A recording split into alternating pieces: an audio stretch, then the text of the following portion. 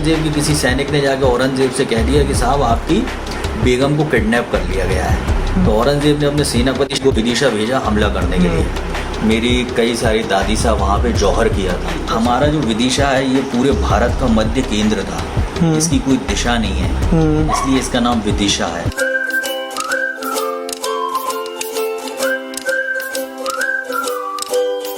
Actual में हम विदिशा की रॉयल फैमिली से बिलोंग करते हैं और मेरे ग्रैंडफादर और अभी मेरे ग्रैंडफादर जीवित हैं जिनके पास राजा की उपाधि है। उनका नाम श्री भगवान सिंह जी है। औरंगजेब आखिरी शासक था, बादशाह था। उसकी सोच ये थी कि हिंदू मंदिरों को ध्वस्त कर दो, क्योंकि अपन लोगों में खंडित मूर्ति की पूजा नहीं होती है जी। तो उसका उद्देश्य ये रहता था कि हिंदुओं के मंदिरों को तोड़ फोड़ करो, मूर्तियों को खंडित कर दो। तो इसीलिए उसने ये जो विजय मंदिर है, बीजा मंडल कहते हैं इसको, विजय मंदिर कहते हैं। विजय मंदिर भगवान सूरज और शंकर पार्वती जी का मंदिर है और ये बहुत विशाल मंदिर था। ऑल ओवर इंडिया में जो 13 ऐसे मंदिर हैं जिनको मुस्लिमों ने बड़े मंदिरों को तोड़ के मस्जिद बना दिया था, उनमें इसका 8वां या 9वां नंबर आता है। इस मंदिर पे कई बार मुस्लिमों ने आक्रमण किया। एक्चुअल में क्या हुआ था कि जो मेरे ग्रैंडफादर थे विदिशा के राजा साहब, एक बार औरंगजेब की बेगम भोपाल अपने रिश्तेदारी में जा रही थी, तो रात का समय हो गया था, उनका लश्कर निकल रहा था। तो मेरे ग्रैंडफादर ने अपने सैनिक भेज के उनके लश्कर को रुकवा दिया, पूछा कि आप कौन हो, कहाँ जा रहे हो। उन्होंने बताया मैं ऐसे।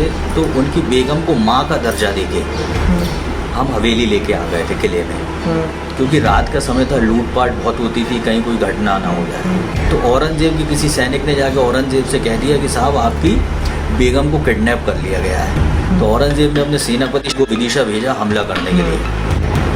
और यहाँ पे एक पलो गांव है, वहाँ पे युद्ध हुआ।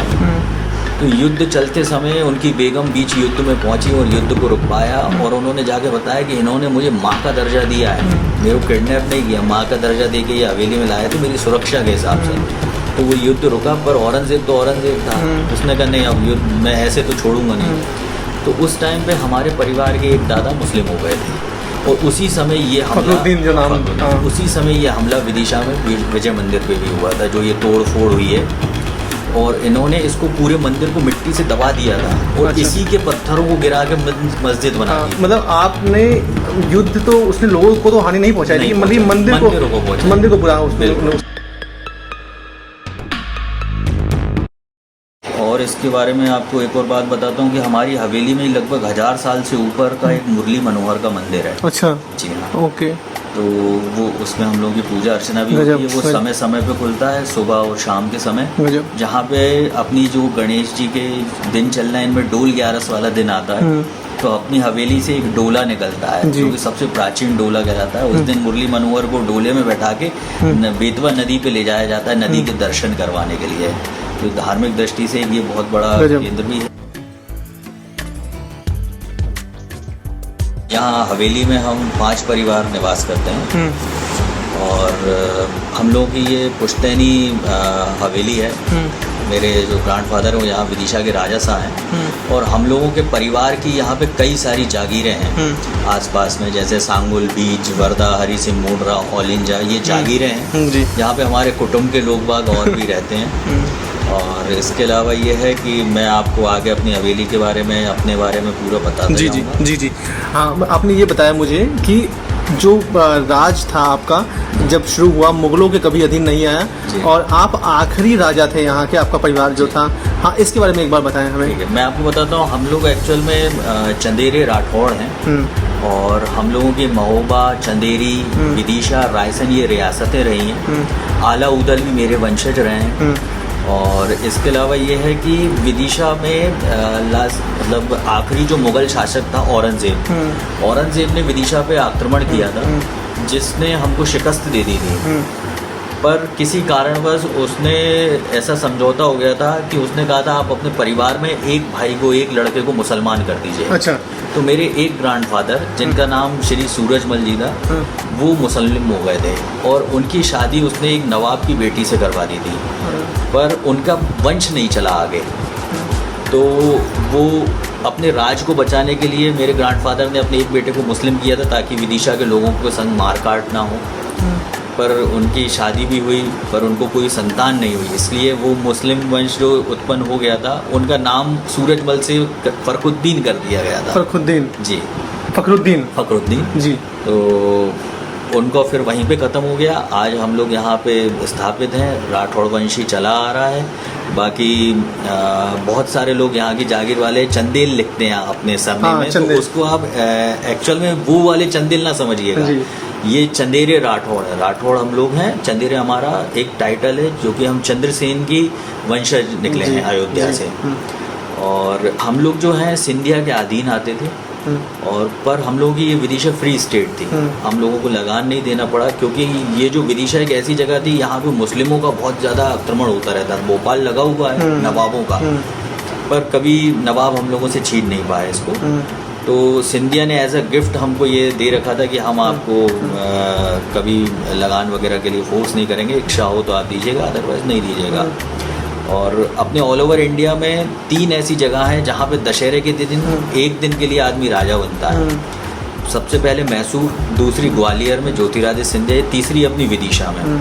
दशहरे के दिन विदिशा में हमारी हवेली से एक राजपूतों का बहुत बड़ा जुलूस निकलता है, एक रैली निकलती है मैं हथियारों के, और देखने लायक रहता है वो। उस दिन मेरे ग्रैंडफादर राजा बन के पूरी अपनी वेशभूषा में अपने निकलते हैं यहाँ हवेली से सवारी पे, रथ पे, और दशहरा मैदान जाके एक शमी के पेड़ की पूजा होती है। शमी के पेड़ की पूजा करने के उपरांत फिर रावण को जलाया जाता है। रावण दहन होता है जी। तो ये यहाँ की प्रथा है आज भी, मतलब एक दिन के लिए मेरे ग्रैंडफादर राजा बनते हैं। कमाल है। और वैसे तो जो एक गजट होता है जो कि संसद में भी पेश होता है, गजट में उस दिन मेरे दादा हुकुम को सलामी देने का प्रावधान है जो कि लिखित में है। पर हम लोगों ने किन्हीं कारणों से खुद ने ही वो बंद करवा दिया क्योंकि कई बार कुछ ऐसे एक्सीडेंट भी हो जाते हैं। दशहरे का टाइम है, सलामी चलती है, बंदूकें चलती हैं, तो कुछ घटना ना घट जाए। और पूरे कलेक्टर एसपी सब वहाँ पे प्रशासन मौजूद होता है पूरा। और आपने ये हवेली बताई, हाथी हवेली कहते थे इसको, इस हवेली के बारे में एक बार बताएं मुझे। एक्चुअल में ये विदिशा का किला है और किले के अंदर हाथी वाली हवेली है, जिसे हाथी वाली हवेली भी कहा जाता है और बड़ी हवेली भी कहा जाता है। हाथी वाली हवेली इसको इसलिए कहते हैं कि राजा महाराजाओं के पास हाथी तो हुआ करते थे पर सफ़ेद हाथी बहुत कम राजा महाराजाओं के पास होते थे। जिन लोगों के पास सफ़ेद हाथी होते थे वो बहुत रिच कैटेगरी वाले लोग होते थे। तो यहाँ पे हम लोगों के पास सफ़ेद हाथी पाल रखे थे। तो लोगों के प्रचलन में आया था कि अच्छा हवेली हाथी वाली हवेली, सफ़ेद हाथी वाली हवेली।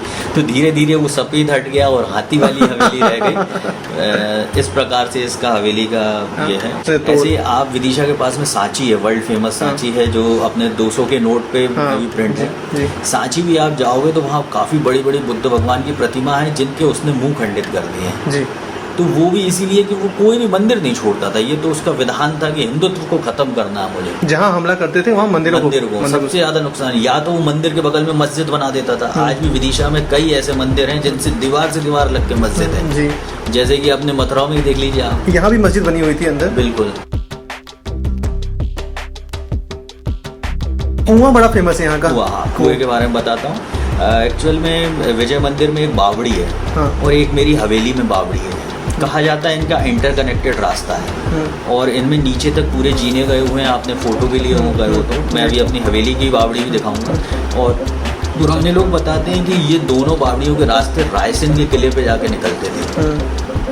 कभी युद्ध ज़्यादा होते थे तो राजा महाराजाओं को सेफली निकलने के लिए ये रास्ते बनाए जाते थे। अब पुराने लोगों का बताना है, ऐसा मैंने तो खैर देखा नहीं है, पर लोग बताते हैं कि ये इंटरकनेक्टेड रास्ते हैं जो किले के बाहर निकल जाते हैं। और इसी प्रकार रायसेन भी हम लोगों के परिवार का ही किला था, आखिरी शासक वंशज।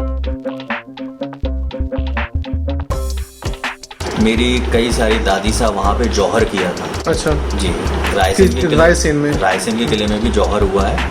और आप गूगल पे पढ़ेंगे तो निकल के आएगा उसमें भी। पर गूगल पे क्या है, लोगों ने जो नॉलेज डाली है उसमें कई भ्रमें पैदा कर दी हैं कि कहीं मेरे जो ग्रैंडफादर थे उनका नाम पृथ्वी वर्मन लिखा है, कहीं पृथ्वी सिंह लिखा है। तो मैं आपको विदिशा के बारे में एक और महत्वपूर्ण जानकारी देता हूँ। हाँ विदिशा सम्राट अशोक की ससुराल थी जी। और उनकी वाइफ के नाम पे ही विदिशा पड़ा था। वैसे इसका नाम पहले भेलसा था और विदिशा की जो तोप थी वो बहुत फेमस थी। कहा जाता है भेलसा की तोप हो गया तुम। तो एक जो कहावत है भेलसा की तोप बहुत बड़ी तोप थी। आज वो इंदौर ग्वालियर के म्यूजियम में रखी हुई है। और दूसरी चीज़ ये है कि हमारा जो विदिशा है ये पूरे भारत का मध्य केंद्र था। इसकी कोई दिशा नहीं है, इसलिए इसका नाम विदिशा है। विदिशा, वाह। एक समय ये व्यापारिक बहुत बड़ी नगरी हुआ करती थी और यहाँ पे चारों तरफ के व्यापारी केंद्र था ये। यहाँ पे आके व्यापार हुआ जाता था। और दूसरा यहाँ पे ये है कि पास में ही उदयगिरी की केव्स हैं। तो धार्मिक दृष्टि से भी यहाँ पे काफ़ी संतों ने अपनी तपस्याएं की हैं। और जिले भर में आसपास में शिव मंदिर बहुत प्राचीन शिव मंदिर है।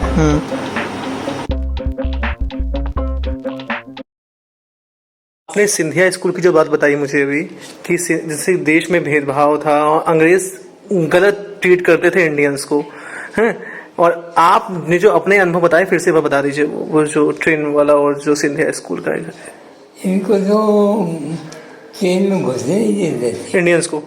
उस ये जो हमारे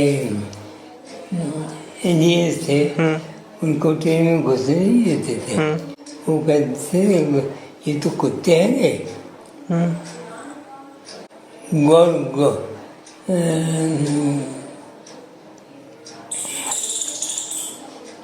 और आप लोग जब सिंधिया स्कूल से आते थे तो टीचर्स लेने आते थे, वो जो किस्सा बताया आपने। टीचर्स लेने आते थे और ट्रेन आती थी ग्वालियर से। ट्रेन लेने जाती थी, हमको ट्रेन से ही लाते थे। यहाँ पे हमारी अलग अलग कंपार्टमेंट थे, अलग अलग वो बन जाती थी कैटेगरीज। अलग अलग कैटेगरी। तो उसमें हम लोगों को बिठाते थे और बहुत जंगल में नहीं बैठते। और जब देश आज़ाद हुआ, आज़ादी के बाद कैसा था आपके लिए? अच्छा दौर था या बुरा दौर था? उसके बाद में हम लोगों के लिए तो अच्छा था। अच्छा था, कोई चेंज नहीं था। चेंज नहीं हुआ कोई भी।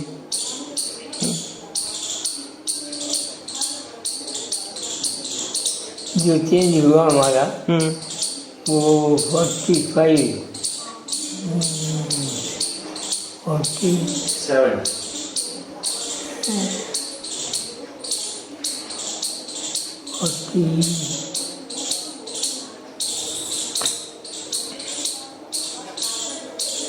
40 समथिंग, मतलब फिर भी हम आकलन कर लेते हैं 40 समथिंग में क्या चेंज हुआ था दादा? 45 में। हाँ 45 में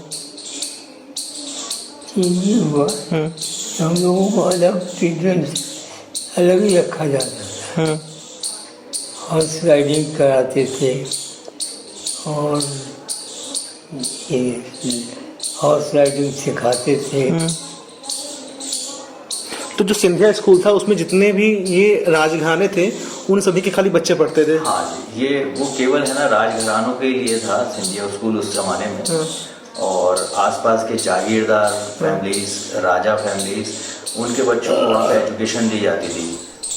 उसी पे निकलते थे तो सारी शहर की लाइन खड़ी हो जाती थी देखने के लिए दर्शनों कि सिंधिया स्कूल के बच्चे आ रहे हैं।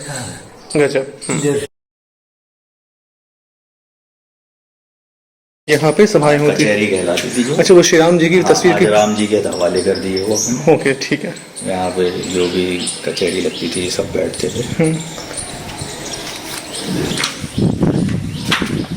तो मुख्य परिसर यही था हवेली का। हाँ जी। ये शिवालय है, ये भी प्राचीन है। इस हवेली के 7 दरवाजे थे। पूरी हवेली में 7 दरवाजे थे ऐसे, जिसमें कि 1 2 3 4 5 तो अभी हैं और 2 दरवाजे हैं। इस ऐतिहासिक हवेली को देखने, जीवन में पहली बार किसी राजा से मिलने और इस शाही परिवार के साथ कुछ वक्त बिताने के बाद अब समय था सफ़र पर आगे बढ़ने का। आपको ये वीडियो कैसा लगा मुझे ज़रूर बताइएगा। मुरैना और विदिशा के इस सफ़र में आपको कई दिलचस्प वीडियोस मिलने वाले हैं। हमारे चैनल को सब्सक्राइब ज़रूर करें ताकि हमारी हर पेशकश आप तक पहुंचती रहे। मिलते हैं अगली बार एक नए वीडियो में। अपना खूब ध्यान रखिएगा। धन्यवाद।